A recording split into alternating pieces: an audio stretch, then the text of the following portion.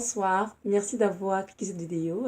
C'est encore Evelyne, que le Seigneur Jésus-Christ vous bénisse richement et vous accorde vraiment la grâce de demeurer dans sa présence, peu importe les difficultés, peu importe les épreuves, de vraiment demeurer à ses pieds, car c'est dans sa présence qu'on retrouve vraiment d'abondante joie et d'espérance. Aujourd'hui, nous sommes le 8 novembre 2018 et c'est toujours un plaisir pour moi de venir partager avec vous les choses que le Seigneur m'a révélées ces temps-ci. Et aujourd'hui, nous allons parler du succès selon Dieu versus le succès selon le monde. Nous savons tous que notre Seigneur revient bientôt et c'est important que tout enfant de Dieu puisse voir les choses dans sa propre vie de la perspective divine. Pourquoi? Parce que euh, le succès selon le monde, c'est une chose, mais selon Dieu, c'est tout autre chose. Et c'est important d'être soumis et de voir les choses telles que Dieu les voit.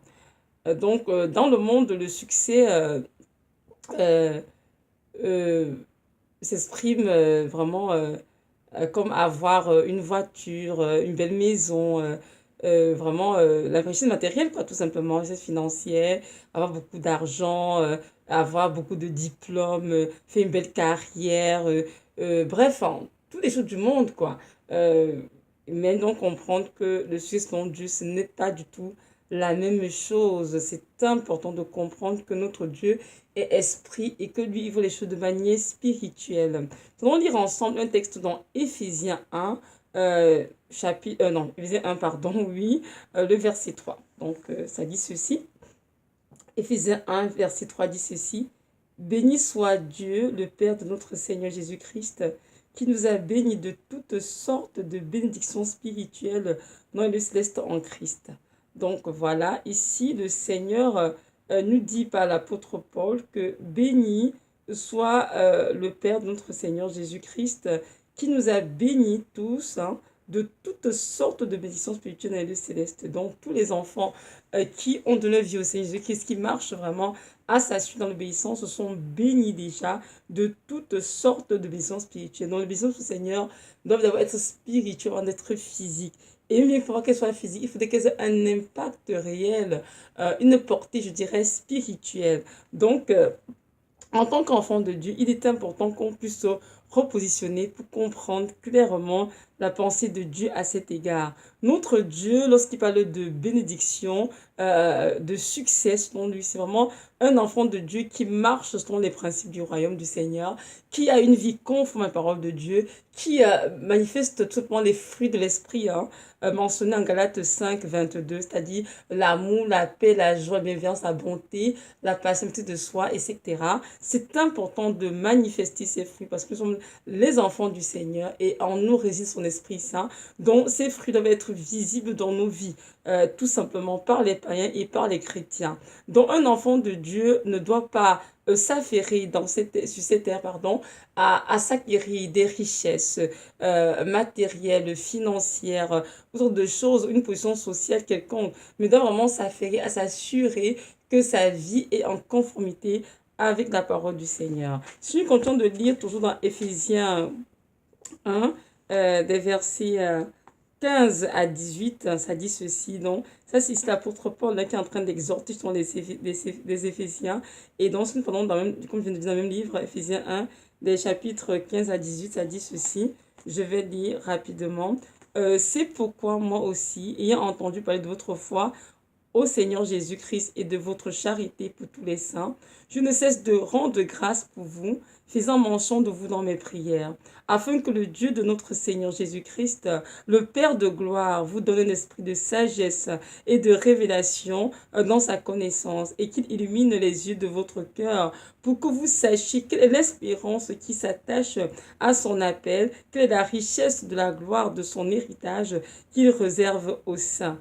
Amen, parole du Seigneur. Donc nous voyons ici que l'apôtre Paul est en train de dire aux Éphésiens, lorsqu'il prie pour eux, il fait mention d'eux vraiment dans ses prières, afin que le Père de gloire leur donne vraiment un esprit de sagesse, de révélation en ce qui concerne la connaissance de qui? De Dieu, évidemment. Qu'il puisse illuminer les yeux de leur cœur afin qu'ils sachent quelle est l'espérance qui est à son appel. C'est important, mon frère, ma soeur dans la foi, de comprendre exactement quelle espérance à ton appel. Nous avons été tous appelés par le Seigneur, d'abord à lui donner nos vies et de deux, à marcher à sa suite dans l'obéissance et de le servir. Donc chaque enfant de Dieu est appelé d'une manière ou d'une autre. Mais c'est à nous de comprendre que dans ce monde, ce que les gens appellent le succès ou bien bénédiction peut être vraiment sont très souvent très loin de ce que Dieu appelle succès ou bénédiction. Les visions du Seigneur sont d'abord spirituelles, comme je dis, et c'est très important de comprendre cela, parce que nous sommes des pèlerins sur cette terre, nous avons été créés par Dieu pour sa gloire, pour l'aimer, l'adorer, le servir. Donc, tout ce que nous faisons doit avoir vraiment un impact spirituel. Oui, un impact spirituel, c'est très important que je mentionne cela. Donc, les richesses selon le monde sont tout à fait différentes des richesses selon le cœur du Seigneur. Vous savez, il est mentionné dans une Bible, je crois, c'est en Galate, non pas Galate, 3 Jean 1. Donc, je vais lire rapidement ce que ça dit. Donc, 3 Jean, verset 2 dit ceci. Bien-aimé, je souhaite que tu prospères à tous égards et que tu sois en bonne santé, comme prospère de ton âme. Donc, ici, ça, c'est l'apôtre Jean qui s'adresse à l'ancien Agaïus, son bien-aimé.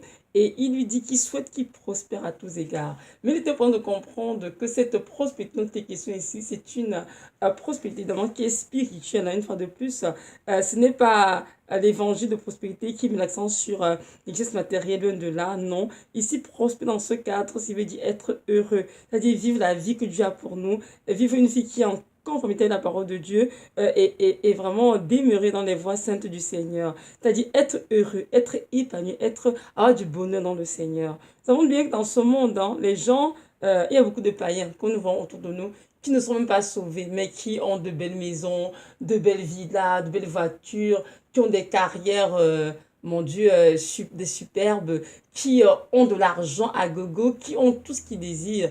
Mais ces gens n'ont pas la paix, ils ne sont pas heureux. Pourquoi? Parce que le bonheur se trouve en une seule personne. Et cette personne, c'est le Seigneur Jésus de Nazareth. Donc, avoir l'argent, avoir beaucoup de diplômes, avoir beaucoup d'argent, avoir beaucoup de richesses matérielles ne veut pas dire qu'on est forcément heureux. Non, loin de là, ça n'a absolument... c'est pas seulement dit cela, non, du tout, du tout. Nous devons comprendre que le bonheur d'être humain vient de son cœur. Et ce bonheur ne vient que lorsque nous donnons nos vies au Seigneur Jésus-Christ de Nazareth. Donc, tout enfant de Dieu doit s'assurer qu'il est véritablement réconcilié avec Dieu, qu'il est prospère, qu'il a la paix avec Dieu et qu'il marche dans les voies du Seigneur. Notre Dieu nous a demandé à tous de veiller sur nos cœurs. Et c'est important de ne pas s'égarer dans ce siècle présent où beaucoup de gens sont portés vraiment vers des richesses matérielles et évidemment Satan a réussi à introduire dans l'église de Christ l'évangile de prospérité. C'est cette doctrine démoniaque qui a fait croire de Dieu qu'il faut, il faut être un champion, il faut posséder ceci, cela pour être heureux, il faut avoir un grand ministère, une grande église avec toute la technologie de son monde, et il faut posséder des maisons, des voitures, des thés, etc. pour être heureux. Mais ça, ce n'est pas du tout le cœur de Christ. La preuve en est que cet évangile démoniaque a fait vraiment, comment dirais-je, des grands dégâts dans le corps du Christ. Et le Seigneur Jésus-Christ est en train d'essayer de rattraper, de redresser beaucoup d'enfants de Dieu qui ont été séduits par cela et qui sont aujourd'hui sur le chemin de l'enfer. Dans le temps d'ailleurs, pour tous ceux et toutes celles qui ont cru à cet évangile, d'y renoncer et vraiment de se repentir sincèrement de cela. Pourquoi? Parce que notre Dieu ne prend aucun plaisir en cela. Lui sur terre, il était un Dieu qui était vraiment modeste, un homme simple. Oui, j'étais 100% homme, 100% Dieu, mais il était très très modeste. Il est dans une famille de classe, je dirais, quasiment pauvre, je dirais peut-être moyenne, mais il n'a jamais été dans des choses de haute sphère comme l'aristocratie, des choses vraiment très grandioses pour se faire voir. Parce que c'est un Dieu qui est humble, lui, sa parole dessus, doux et humble de cœur. C'était un Dieu très très humble. Il est venu sur terre nous apprendre à marcher à sa suite, vraiment à suivre ses pas, c'est-à-dire en demeurant modeste, vivant dans la modestie et ne pas être attiré les choses trop élevées, mais vraiment de nous contenter de ce qu'il nous donne. Ceci ne veut pas dire dire que Dieu va nous bénir avec une belle maison, une belle voiture, que ce soit. Mais il faut comprendre que nos cœurs doivent être attachés à ces choses. Et on ne va se définir par ces choses, hein, la maison, la voiture, la carrière, les diplômes, etc. Non, toutes ces choses sont des choses visibles qui sont appelées à disparaître, évidemment. Mais les choses qui sont éternelles sont des choses qui, très souvent, sont invisibles de nos yeux, qui sont très souvent plus spirituelles, je dirais. On va lire ensemble, toujours dans la parole, dans 2 Corinthiens 2, des versets 16 à 18. Ouais. 2 Corinthiens, dans 2 Corinthiens, non pas 2, pardon, 2 Corinthiens 4, verset 16 à 18, qui dit ceci. C'est pourquoi nous ne perdons pas courage. Et là même que notre homme extérieur se détruit, notre homme intérieur se renouvelle de jour en jour. Car nos légères afflictions du moment présent produisent pour nous, au-delà de toute mesure, un poids éternel de gloire. Parce que nous ne regardons non point aux choses visibles, mais à celles qui sont invisibles, car les choses visibles sont passagères et les invisibles sont éternelles. Donc, je reprends le verset 18, 2 Corinthiens 4, verset 18, qui dit ici, parce que nous regardons non pas aux choses visibles, mais à celles qui sont invisibles, car les choses visibles sont passagères et les invisibles sont éternelles. Amen. Donc, notre Dieu ici nous fait bien comprendre que les choses qui sont invisibles sont éternelles, mais celles qui sont passagères. Évidemment, notre maison, la voiture, les biens comme nous pouvons avoir, tout ça vont disparaître à la fin des temps. Tout ça, c'est la boue. Et même nos diplômes. On a dit, oh oui, il a eu un doctorat en ceci, elle a eu un doctorat en cela, elle a eu peut-être même 5 ou 6 doctorats, mais si ces choses n'ont aucune valeur éternelle, toutes ces choses vont disparaître, évidemment. Donc, c'est important de ne pas se concentrer à faire des choses pour nous-mêmes, pour nourrir notre propre orgueil, pour se faire voir, ou se faire nos parents, ou nous-mêmes et tout. Mais c'est important de faire les choses qui ont une valeur, je dirais, éternelle. Oui, parce que les choses sont faites sur cette terre, bien qu'elles soient visibles, elles ont de valeur éternelle. Comme, par exemple, évangéliser des âmes, oui, ou bien construire des orphelinats pour aider les enfants qui n'ont plus de parents. Toutes ces choses sont des choses qu'on peut voir avec nos yeux physiques, hein, mais ces choses ont une portée éternelle. Pourquoi? Parce que les personnes qui font cela, c'est prendre soin des enfants et pour donner un avenir meilleur. Ça pourrait être prendre soin des personnes qui sont en difficulté. Ça pourrait être éduquer, prendre soin de ses propres enfants. Oui, tout cela, ça compte pour le Seigneur. Ça peut être vraiment nourrir les sans-abri, donner des vêtements aux nécessiteux, de la nourriture, plein de choses. Donc, ceci pour dire tout simplement que nous devons faire sur cette terre des choses qui ont une valeur éternelle, une valeur vraiment, une portée éternelle, qui ont un impact dans le paradis. Et non des choses qui, juste pour se faire voir. Non comprendre qu'avoir une maison, une voiture, ou bien un travail même, je dirais, et faire des études, c'est juste des choses que Dieu permet en ce moment, juste pour nous, comment dire, pour nous aider dans le monde, en faisant dans le monde quand même. On va hors du monde, on doit quand même s'acheter de quoi se nourrir, travailler, et puis vivre sous un toit, évidemment. Nous aussi comprendre ces choses. Mais notre cœur ne doit jamais être attaché à ces choses parce que ces choses sont des choses éphémères qui doivent disparaître, évidemment. Donc, c'est important vraiment de mettre l'accent sur des choses qui plaisent au Seigneur, des choses qui glorifient son nom et des choses vraiment qui ont une portée, une valeur spirituelle et éternelle, évidemment. C'est très important. Mais aujourd'hui, c'est dommage de voir les enfants de Dieu qui ont laissé de côté vraiment tout cela, c'est-à-dire vraiment mission spirituelle du Seigneur, les dons du Saint-Esprit, les fruits des que j'ai parlé tout à l'heure dans Galates 5, mais qui courent tous après avoir tes diplômes, telle carrière, oh, t'as une maison, oh, tu es heureux, oh, t'es une tu vois, la dernière cri, tu es heureux, oh mon Dieu, t'as une maison de 6 étages, tu es heureux, oh, tu vois, j'essaie dans le monde entier, oh, tu es heureux, oh, tu as si, tu es heureux, non. Ce n'est pas ça le bonheur, mon frère et ma soeur. Le bonheur, selon Christ, est vraiment de porter les fruits de l'esprit, de marcher dans la voies du Seigneur, d'avoir la paix, le Seigneur, d'être heureux en sa présence et de vivre la vie qu'il a pour chacun d'entre nous. N'oublions surtout pas que c'est ce Dieu qui vient bientôt chez son Église, hein, et il vient vers nous avec des attentes aussi. Nous attendons à ce que nous lui rendons toute la gloire qui lui est due, c'est-à-dire en vivant des vies conformes à sa parole, en vivant vraiment pour lui et non pour nous. Parce que Jésus vient chercher des enfants qui l'attendent, des enfants qui vivent pour lui et nos enfants qui vivent pour eux-mêmes. Donc c'est important de s'arrêter, de vraiment refaire le point, de faire une relation spirituelle, de dire Seigneur, où est-ce que je suis avec toi, Seigneur? Qu'est-ce que je fais de ma vie, Seigneur? Est-ce que ce que je fais en ce moment, ou bien ça pourquoi je cours tous les jours, a vraiment une portée éternelle? Est-ce que ce que je fais est vraiment ta volonté pour moi, Seigneur? Ou bien c'est juste une perte de temps pour satisfaire mon ego à moi? Donc c'est important de poser ces questions et de laisser Seigneur nous répondre en toute clarté et de prendre acte et d'obéir. Évidemment, ça, quoi, il va nous conduire, quoi. Donc voilà, c'est ça. Je vais lire un autre passage qui se trouve dans Matthieu 6. Matthieu 6, des versets 19 à 21. Tous des textes que Dieu nous donne pour que nous puissions comprendre vraiment que le succès selon lui n'a rien à voir avec le succès selon le monde. Donc je vais lire, c'est Matthieu 6, c'est dit, verset 19 à 21. Donc je vais lire, ça dit ceci.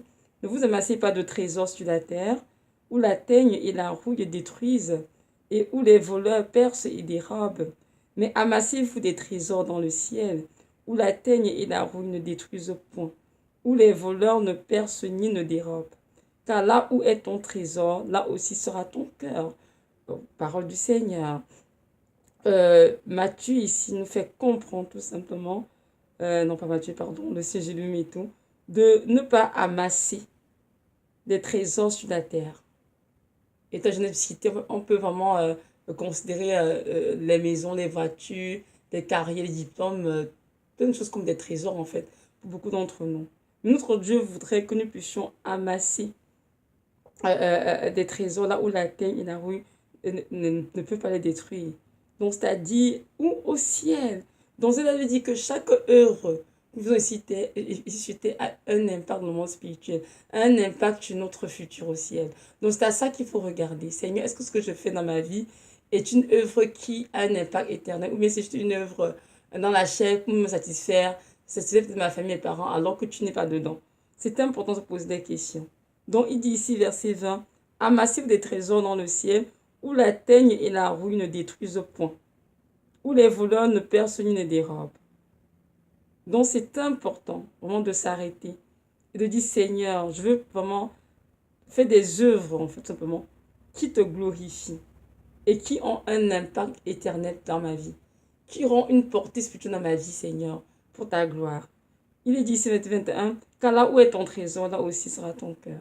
Évidemment, si Jésus-Christ est ton trésor, alors ton cœur, évidemment, sera entier à lui, parce que tu vas prendre le temps de ne pas faire les choses pour toi-même, de faire les choses pour lui, pour sa gloire. Bien que ce soit ta vie, n'oublie surtout pas en tant que chrétien que ta vie appartient au Seigneur. Il est écrit dans la parole que le chrétien est le temple du Saint-Esprit. Donc, lorsque nous donnons vie au Seigneur, on vit pour nous-mêmes, on vit pour le Seigneur Jésus de Nazareth. Donc, c'est important de voir les choses de la perspective divine, parce que si nous voyons les choses du monde, on va se faire avoir. On donne le piège vraiment d'accumuler, d'avoir ci, d'avoir ça. Et à la fin, même se retrouver en enfer. Oui, il y a beaucoup de ces têtes qui auront eu, mon Dieu, des diplômes en ceci, qui auront fait de belles carrières en cela, qui auront de très belles maisons, de très belles voitures, tout ce qu'ils ont voulu avoir, mais qui vont finir leur vie en enfer, dans un lieu où il n'y a que des pleurs, des grincements dedans. Alors que le du Seigneur, pour aucun d'entre nous. Donc c'est important de comprendre qu'il y a beaucoup de choses sur cette terre, mais ce sont des choses instaurées par l'être humain, seulement pas, et aussi, évidemment, c'est Satan qui met sa main, mais que l'enfant de Dieu doit comprendre qu'il est un pèlerin sur cette terre, pardon, et que sa demeure, elle est céleste, ce n'est pas terrestre. Donc c'est important de garder constamment cela à l'esprit. Maintenant, je vais lire un texte toujours, tout dans Matthieu 6, et le verset 22 et 22 à 24. Donc, Matthieu 6, 22, 24 dit ceci. L'œil est la lampe du corps. Si ton œil est en bon état, tout ton corps sera éclairé. Mais si ton œil est en mauvais état, tout ton corps sera dans les ténèbres. Sinon, la lumière qui est en toi est ténèbres, combien seront grandes ces ténèbres? Nul ne peut servir de maître, car il haïra l'un et aimera l'autre. Ou il s'attachera à l'un et il méprisera l'autre. Vous ne pouvez servir Dieu et maman. Parole du Seigneur. Bien évidemment, c'est dans Matthieu 6, 22, je mets l'accent sur l'œil, la lampe du corps. Et que si ton est en bon état, tout ton corps est bien éclairé. C'est parce qu'il ici parle ici pas de la vue hein, physique, mais de la vue spirituelle, des yeux spirituels. Si tu es capable de voir les choses comme Dieu les voit dans ta vie, ça va beaucoup t'aider à avancer et marcher dans les voies du Seigneur. Mais si ton œil est altéré, que tu vois les choses que les gens du monde les voient, ben c'est sûr que tu vas te faire avoir. Et plus ton temps dans ta vie à faire des choses qui ne glorifient pas le Seigneur du tout, des choses au contraire qui glorifient Satan. C'est important que tu comprennes que tu dois voir les choses de la même perspective divine que le Seigneur. Pourquoi? Parce que c'est lui qui t'a créé. Et il t'a créé pour que tu pratiques des belles œuvres euh, qu'il a préparées d'avance pour toi. Donc, ces belles œuvres de financement découvertes par toi, ensuite, tu les pratiques en obéissant au Seigneur. Mais si tu laisses ça de côté, ce que tu as fait pour ton aller faire des choses qui semblent même anodines, je dirais, mais qui n'ont aucune valeur spirituelle et qui sont là pour te détruire. Mais ces choses pourront même te conduire en enfer si tu ne te repens pas, tu ne fais pas attention. Il faut vraiment garder à l'esprit que ton œil, non, ici on parle comme je dis pas de physique, la façon dont tu vois les choses de manière spirituelle, donc tes yeux spirituels sont très très importants dans le Seigneur. Il faut que tu sois capable de voir les choses telles que le Seigneur les voit. Évidemment, ça rend tous qu'un. Dans ce monde, il y a juste le Seigneur Jésus-Christ qui régit le monde spirituel magnifique, le royaume de Dieu, et le monde spirituel satanique qui est régi par Satan. Donc, il y a comme deux maîtres en fait. Celui qui s'occupe des œufs ténébreux et celui qui s'occupe de la lumière. Donc, Jésus-Christ est notre Dieu de lumière. Donc, il est impossible de servir Dieu et maman, parce que maman ici représente quoi? Satan, totalement les choses des ténèbres, les choses du monde, tout simplement.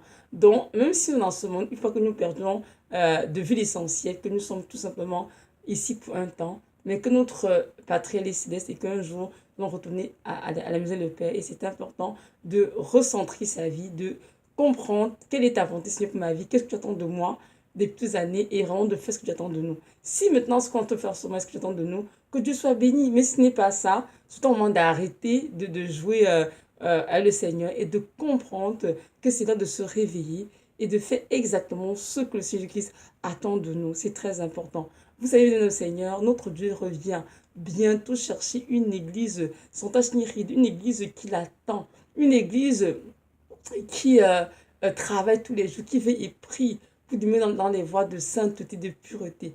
Donc, si tu ne fais de même pas ces choses, c'est-à-dire la parole, prier, chercher du Seigneur et pour faire ce qu'il attend de toi, il se peut qu'en avant, tu ne puisses pas monter. Tout simplement parce que tu as vécu pour toi, mais à faire des choses qui te plaisaient, toi, qui étaient même probablement nées du cœur de Satan, mais qui malheureusement tu étais séduit, que tu les as faites croire que c'était pour le Seigneur.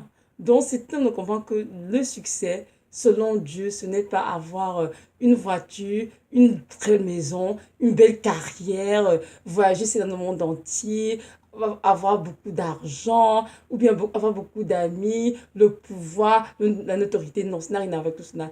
Mais le sujet selon Dieu, c'est tout simplement d'être en paix le Seigneur, d'être de un réconcilié avec lui, c'est-à-dire l'avoir accepté comme sauvé Seigneur, et de deux, de vraiment manifester le fruit d'esprit, qui en Galates 22, l'amour, la paix, la joie, la patience, la bienveillance, la bonté, etc. Et de vraiment vivre la vie que Dieu a pour chacun d'entre nous, une vie conforme à sa parole de un, et d'aussi être capable d'obéir aux directives que Dieu nous donne sur notre vie. C'est très, très important. Donc, ce n'est pas le temps de vivre pour nous-mêmes, pour le son le monde, mais c'est le temps de vivre pour Christ et avoir le succès pour Christ. Il est écrit dans Galates 5, je ne sais pas ce qu'est le verset, que si j'étais crucifié avec Christ, si je vis, ce n'est plus moi qui vis, mais c'est qu'est-ce qui vit en moi. Donc je veux vraiment que chacun de nous essaie de passer à ce verset. Je veux laisser que le Christ vive en nous. Parce qu'en fait, si Christ vit en nous pleinement, en fait, notre volonté à nous, elle est morte.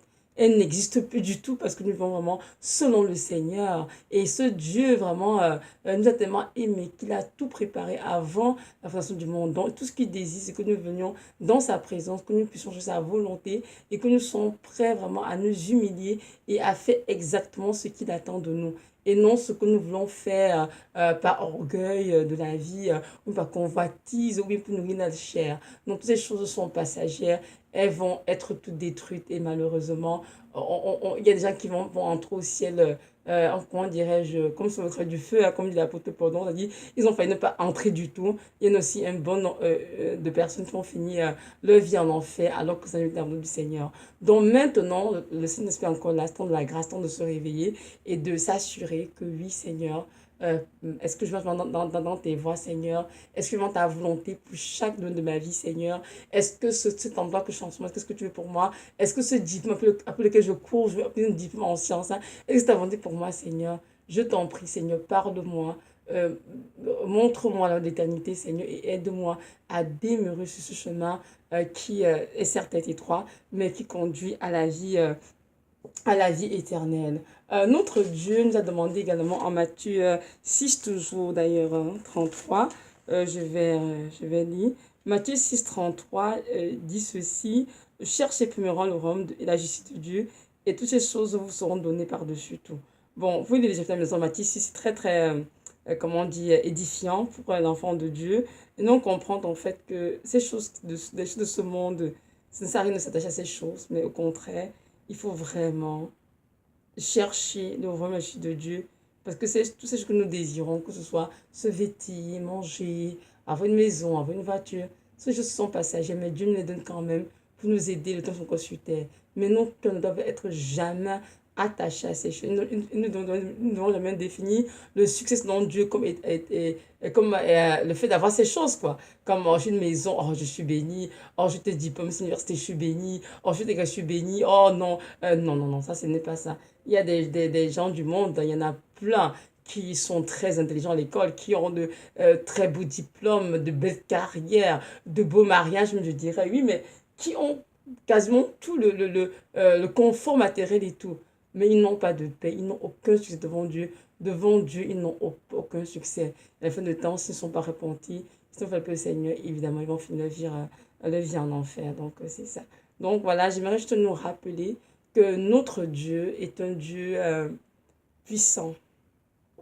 Il est souverain et il nous a créés pour un but précis. Donc c'est important de ne pas marcher sans la de nos pensées, mais de vraiment le laisser nous révéler sa volonté pour nos vies afin que chacun désire vivre cela. C'est très, très, très important. Il est comme Matthieu 7 que c'est ceux qui ont fait du Père qui vont entrer au ciel. Et c'est important de tenir ça à l'esprit. C'est que le chrétien va pour lui, le chrétien vit pour le Seigneur. Et il doit vivre pour le Seigneur. Et notre Dieu revient bientôt. Nous avons tout ça. Donc c'est important de s'affairer, maintenant mettre sa vie en règle, de justement redresser tout ce qui doit être redressé, corriger tout ce qui doit être corrigé, afin d'être trouvé près de ce qui reviendra. Parce que ce que vous qui reviendra sera un jour de l'allégresse pour ceux qui seront enlevés, mais pour ceux qui vont rester sur terre, oh mon Dieu, quel cauchemar! Essayez de regarder sur YouTube hein, les vidéos que Dieu donne, qui sont mises en ligne, et parce que des gens qui ont reçu des rêves, des sons du Seigneur, mais ce sera affreux ce qui a se produit pendant l'enlèvement. Donc un enfant de Dieu véritable, un disciple de Christ qui aime Jésus, qui ne peut pas se permettre de se relaxer en station du monde, non, au contraire, doit faire tous ses efforts pour partir de ceux qui seront enlevés. Oui, c'est très, très, très important de mentionner cela. Et non seulement il faut prier pour nous-mêmes pour être prêts, il faut aussi prier pour que ceux qui nous entourent soient prêts, que ce soit nos enfants, les époux, les épouses, les membres de nos familles. Hein. C'est important de prier beaucoup pour qu'ils soient prêts parce que beaucoup ne sont pas prêts. Beaucoup ont une vie chrétienne vraiment très légère. Ils ont marché plus dans la chair que dans l'esprit. Donc à la fin des temps, c'est une grâce pour qu'ils soient vraiment prêts pour le retour pardon, du Seigneur. Donc, c'est le temps vraiment de s'affairer à laver sa robe en sang de l'agneau et à être honnête le Seigneur, à lui dire des deux dans nos vies dans lesquelles nous avons besoin d'aide hein, pour nous relever. Il n'y a rien de mal à cela. Il ne faut pas se sentir gêné ou intimidé. Notre Dieu est un Dieu patient, un Dieu amour. Hein, et il est là pour nous aider, justement, pour nous relever. Même si on est tombé dans le péché, même si on a fait quoi que ce soit dans nos vies, même si on a emprunté des voies qui sont contraires à ce qu'il aurait voulu, c'est temps de se réveiller pareil, de demander pardon et ce Seigneur nous redresser. C'est très très important parce que après l'enlèvement, en tout cas, ce sera quelque chose. C'est vrai qu'il y aura des gens qui ont donné leur vie au Seigneur durant la tribulation, tout cela, mais ce ne sera pas des moments tendres, hein, croyez-moi. Ce sera très très très très difficile. Moi, j'ai eu des songes concernant ce temps-là, mais je vous assure, ce sera tel que ça prend une grâce même pour survivre en fait. Donc, c'est le temps vraiment de se réveiller et de comprendre que Seigneur, Oui, le temps est là pour moi, pour que je mette ma vie en règle, pour être prêt, afin que lorsque tu reviendras vraiment, Seigneur, que je n'ai pas rougi de mes œuvres, hein, non loin de là, mais au contraire, Seigneur, que je sois heureuse de vraiment entendre ta présence comme un bon et fidèle, et fidèle serviteur.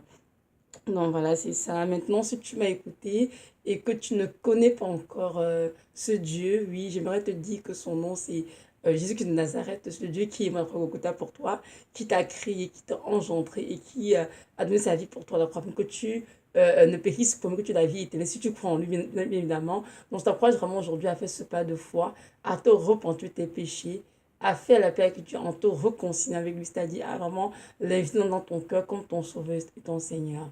Je veux que tu saches que ce Dieu soupire après ton âme depuis fort longtemps et qu'il a besoin que tu comprennes aujourd'hui que tu es créé pour entrer au ciel et non pour vivre sur cette terre et ou bien finir ta vie en enfer.